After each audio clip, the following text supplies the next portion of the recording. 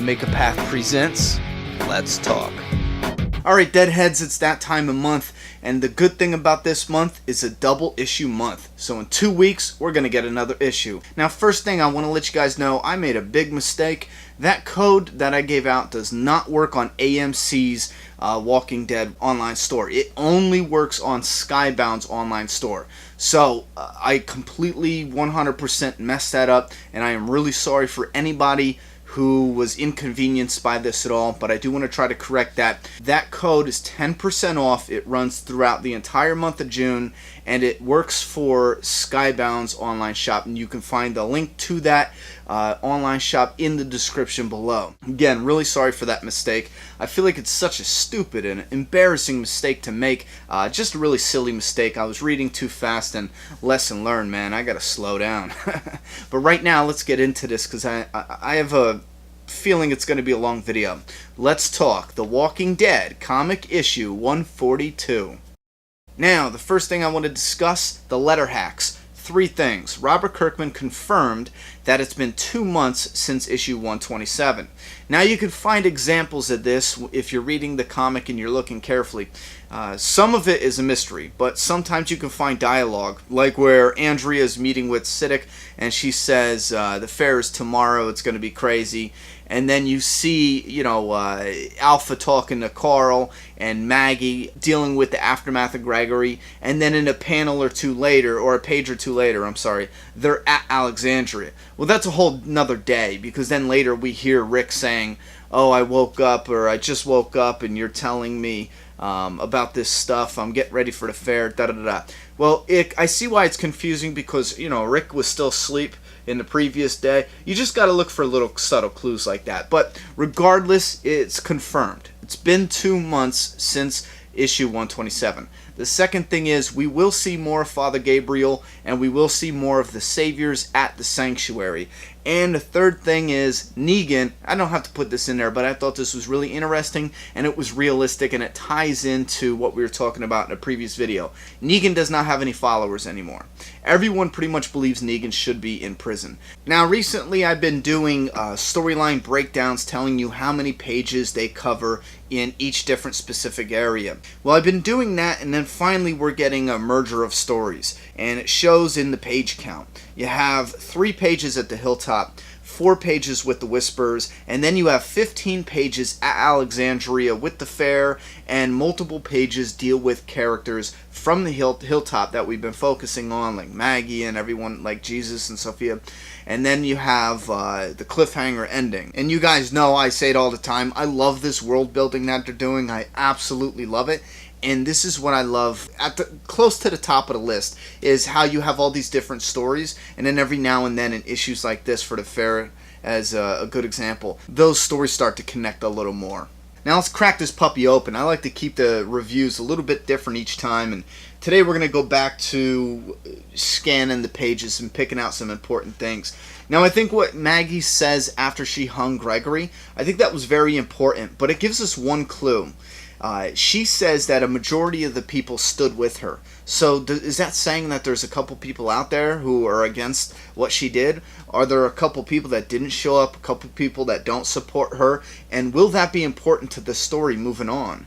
I mean, it could take 10 issues to become important. It could fester somewhere and then finally blow up 20 issues later. I don't know, but that's interesting to note that not everyone 100% fully supported her decision. Now, moving along, you get Andrea waking up and talking to Siddiq. Now, this is important because it talks about the fair's going on today. I'm sorry, the fair is going on tomorrow. And you guys were right, anyone who predicted that her tear was from seeing the fair. But the most important piece of information we get out of this is the fair is in fact 100% on the outside of the walls. We know that for 2 reasons. 1, they show us. 2, that is the only way it's possible for Alpha to sneak in later on for the surprise cliffhanger. Now, jumping to the Whispers, we were all wrong on this, me included. It's a small mistake, so it doesn't matter. They're actually making a new mask for Lydia, not Carl, because she's the one who replies back, I love it, thank you. Now, Carl's trying to talk Lydia into giving up this crazy shit lifestyle, this crazy ass shit lifestyle, I should say. And so it shows us that Carl still has hope that Lydia will come back around, and he even offers for them to go back to his community. Alpha shows up on the scene and she wants to have a little conversation with Carl, and this is what I pull from this that's the most interesting. She's defensive of what Carl has to say about how they're living. So that leads me to believe that that makes an easy opportunity for potential confrontations in the future. If she's that sensitive, she might even perceive them, just by seeing them, as threats, because they might, for a number of reasons. One, if they want to grow any further, expand any bigger, they might run into her territory. I know they're a mobile unit, but they have to keep a base somewhere. So even though they're mobile for the sake of security, so they don't tell their enemies or their enemies don't know where their bases are, they have to have some bases. But one of the most interesting things we get between this back and forth with Carl and Alpha isn't even in the dialogue. I'm sorry, it is. Part of it is. The first thing we get is, in the dialogue, Alpha says that he is their captive. So it is confirmed. She isn't just being a little loose with protecting her people. He is a captive, and we know this, or we can spot something very interesting, I should say, because Carl pulled a gun on Alpha when they first met in the woods there. Then she said, come on, he went with her. In the next issue, we saw him getting to their camp. He still had his gun and holster on his hip and everything like that. If you look closely at Carl in this image here, he does not have his gun or holster anymore. So that is also very interesting to note. And she states that she wants to learn more about their people. Now, that could be a bad thing. Like I was saying before, there could be other reasons we don't know about why she would perceive his people as a threat. Now, this is one thing I feel like I'm completely missing something.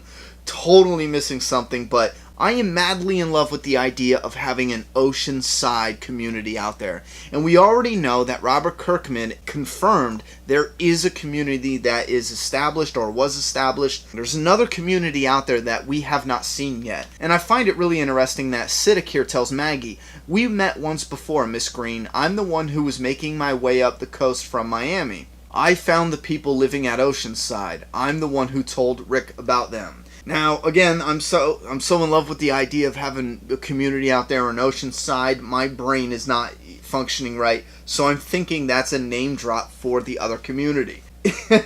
And the reason why I'm saying I feel like I'm making myself feel that way is because we already saw Rick Oceanside, and it seems like they were out fishing. They weren't dealing with another community. Or would they meet the community and realize there's an Oceanside to actually go fish at? I don't know. You know what I mean? I might be just screwing myself on interpreting that. Now, the Maggie and Dante thing, that's building and building and building, and it seems like it has the potential to end very poorly. And we do know that they're getting closer and closer now, and Dante rides back out. Now, I feel like he could get hurt, and that would lead to a strong story, sad, tragic. But I feel like they could build more on that and make it a little more tragic. But then again, that's pretty shitty to do to Maggie, man. She just has a tragic-ass love life. This is absolutely amazing. I love this visual. This is the mill. This entire splash is outside the walls of Alexandria. That is utterly amazing that they built all that. And this is why I don't understand why fans say that the past few issues are boring and this, that, and the third. I could not disagree more. Our survivors have fought and survived. We are finally seeing the future that they've been fighting for. We're finally seeing why they risked their lives. We're finally seeing why they never gave up and just died, gave up living, or gave up hope. We're finally seeing it. I feel like I need to say more words to get my point across, but I feel like that's also sufficient enough. We are seeing what gave them hope, what kept them alive. We're seeing what they fought for. Like, this is it, man. And it's just the beginning of what they could have. And people find that boring. It blows my mind. I am loving it, Between the world building and the fact that this story feels like it's a roller coaster, inching its way towards the inevitable peak. And we just know that in one of these issues, we're going to hit that peak and You know, our guts are going to be up in our throats. And how other people can't sense that coming, I just don't know. I'm looking forward to that drop. But in the meantime, I'm really enjoying that ascent. Now, Rick and Maggie have a confrontation here. Now, my feelings are conflicted here. One, I feel like Maggie completely and utterly failed because they should have messengers there. She should have took the fastest horse with the best rider, sent him on his way right to Rick to give him the news. But then on the other hand, I feel conflicted because yes, she had a lot to deal with. She was poisoned. She was almost killed. She did send people looking for Carl. She might have wanted to tell Rick to his face what happened. So I'm a little conflicted there. My feelings are conflicted there. It's nice seeing Jesus having her back and saying, hey, Gregory almost killed her, man. Shit was going down. And we were right. When issue 144 came out, remember I said, oh, Rick's beard looks smaller. I hope that isn't just a weird angle. I hope he does actually trim for the fair. Sure enough, he's getting ready for the fair, and he cleaned up a little bit. I think that is the best decision they could have done right there.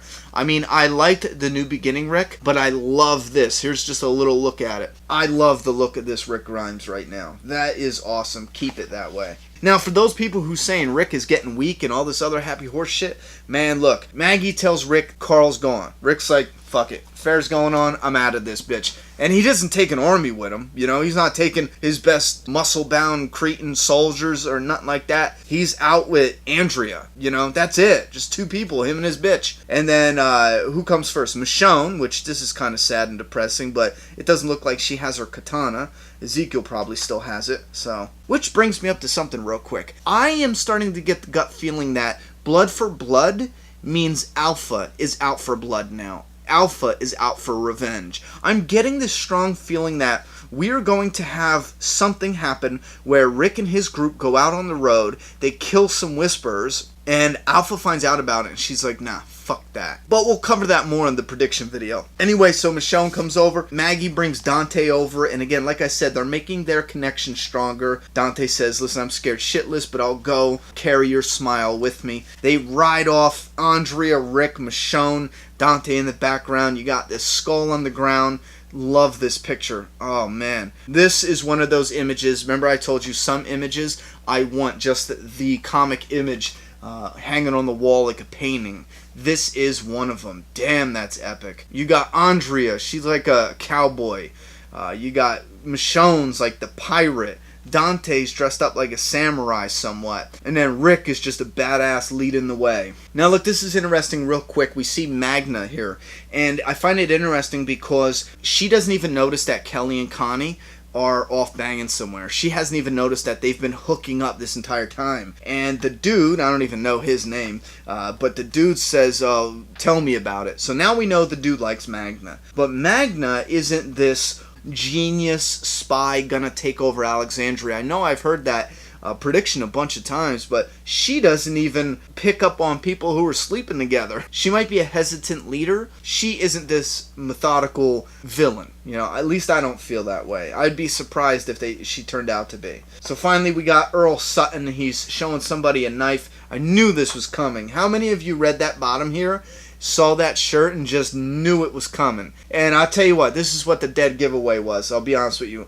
The bald head. You have Alpha, who's the new villain, female villain, having a bald head on a female. It's such an easily identifiable look. And then you turn the page, and that's why I knew it. I was like, oh, it's going to be a bald chick, because that's such an easy thing to remember for fans, especially with new characters. You need them to look a certain way that's easy to pick out and identify. You turn the page, sure as shit, you got the bald chick there. This huge building in here in the background, that's like a hotel outside the fair. Rick wants to have this like 2 times a year, it says, and that's why she was able to sneak in, because this is on the outside of Alexandria, outside of the walls. Now, I absolutely love this issue. And guys, you know I always say, pick one word to describe this issue. I personally would have to pick the word mistake. I truly feel like in previous issues, there have been mistakes made. Characters, thinking they made a mistake, maybe feeling they've made a mistake, or actually making mistakes. I feel like characters made mistakes in this issue, or mistakes have come to light in this issue. Like Maggie, for example, not telling Rick right away, not sending a messenger. There's the obvious actual mistake, Olivia not making sure the lock was locked all the way. You have Rick, he might be thinking it was a mistake that he let Carl go to the hilltop. You have all these characters and all these possibilities for people to feel like they made a mistake, and now finally this issue made me feel like somebody's going to make a mistake in the future that's going to lead to a lot of bloodshed. I love this issue. Again, the only way I can describe the story that's going on right now is it's a roller coaster, and I'm enjoying its climb to the top, and we just know that drop is coming. Now I'm even more fearful of my prediction of a slaughter at the fair, because I think the fair is a couple-day event, isn't it? Like a 2 or 3 day thing? I'll have to go back and look, but if it is a few days, and who told Alpha about the location of Alexandria? Would Carl do something like that? It's been a day. Maybe he's, tied up and being beaten, and we're going to get a big reveal later on. I don't know. But who told them about Alexandria? They didn't know about Alexandria. They knew about the hilltop 100%. They could also have little scouting parties that map the areas and know where is what and how it's going down. A party could have watched Rick and them leave. Rick and them might even run into another party out on the road. And again, you guys know I'm predicting some kind of bloody confrontation on the road. Before, I thought it was going to be Michonne looking for revenge. Now I'm starting to think, well, I'm 50-50 now. I think because Michonne's knife is there and Ezekiel has the sword, maybe it's still Ezekiel that gets it and Michonne comes and finds it stuck in the ground and he's dead. But then again, wait a minute, you see him at the fair. Yeah, that is Ezekiel right there. So Ezekiel is at the fair. Yeah, so maybe it is Rick and them attack and kill some Whisperers, and now Alpha wants blood for blood, wants revenge. That's a simple message to get across to people. Why are we attacking them? Because they attacked our tribe, our group down there. They attacked our scouts and they killed every one of them. And if they'll just attack them for running across them, they'll attack and kill us. So now that we have this opportunity with the fair and they're unprotected outside the walls, let's go slaughter them. Bring everyone we got. Like a group of roaming walkers, Oh man, that'd be crazy. No Way Out. New Beginning Alexandria style. No Way Out Part 2. Damn, that'd be nuts. Now it would be like No Way Out 2.0. I hate that saying, but this time you'll have humans dressed as walkers. Holy shit, imagine how crazy that would be. And it's a fair? Man. If Alpha can get 1 or 2 people to sneak in there, close the doors on the Alexandrians, how brutal and bloody would that be? Wow, that'd be vicious. Imagine get 1 or 2 people in there, go in, close Alexandria, at the same time you have the herd. Well, obviously you'd have to wait till you could see the herd moving, bring a herd in, have your people sneak in, shut the doors behind their own people, they'd be locked out of their own place. Wow, imagine how messed up that would be. There's also the possibility of attacking the hilltop.